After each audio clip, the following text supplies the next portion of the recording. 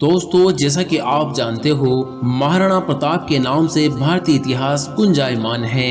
यह एक ऐसे योद्धा थे जिन्होंने मुगलों को छठी का दूध याद दिला दिया था। इनकी वीरता की कथा से भारत की भूमि गौरवान्वित है। महाराणा प्रताप की प्रजा के राणा थे।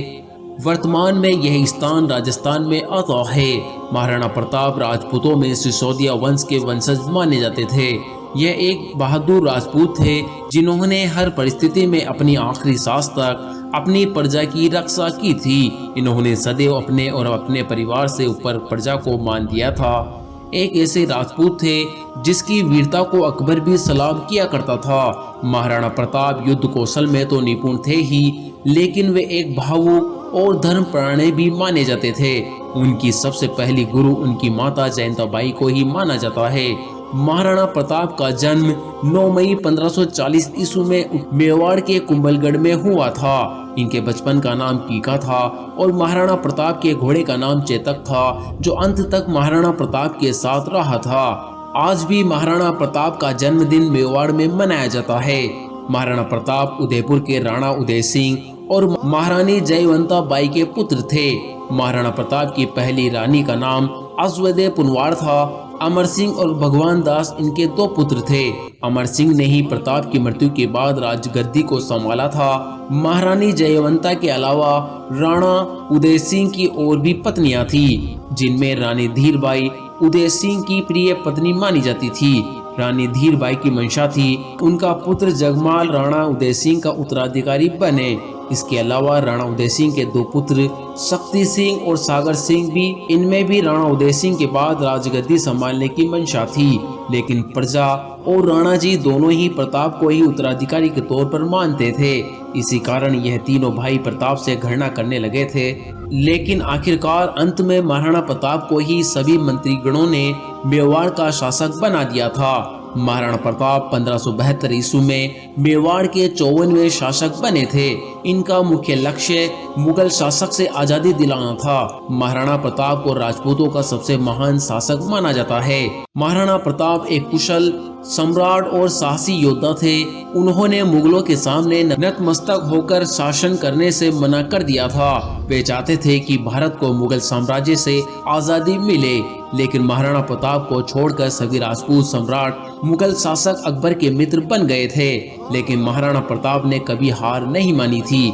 मुगल सम्राट अकबर भी महाराणा प्रताप से समझौता करना चाहते थे, लेकिन प्रताप कहते थे, सच्चे राजपूत किसी के सामने सर नहीं झुकाते।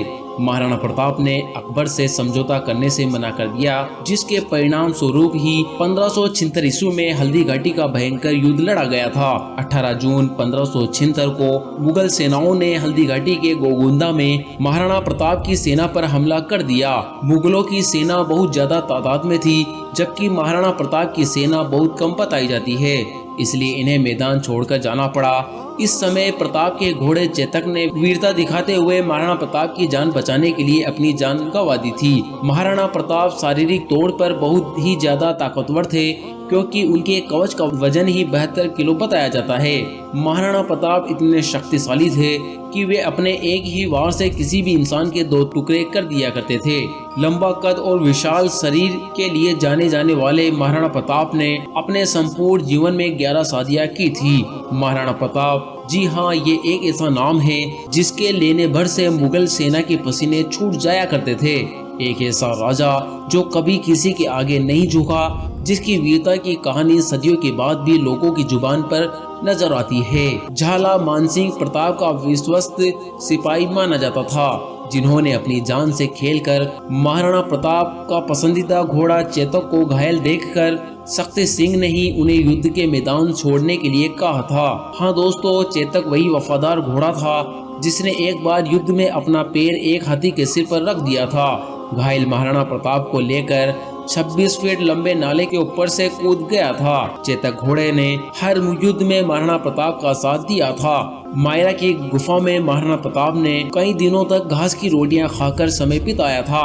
सम्राट अकबर ने 30 साल तक महाराणा प्रताप को पकड़ने की कोशिश की, लेकिन वह असफल रहा। शिकार के दौरान उनकी दुर्घटना होने के कारण 29 जनवरी 1597 को महाराणा प्रताप की मृत्यु हो गई थी।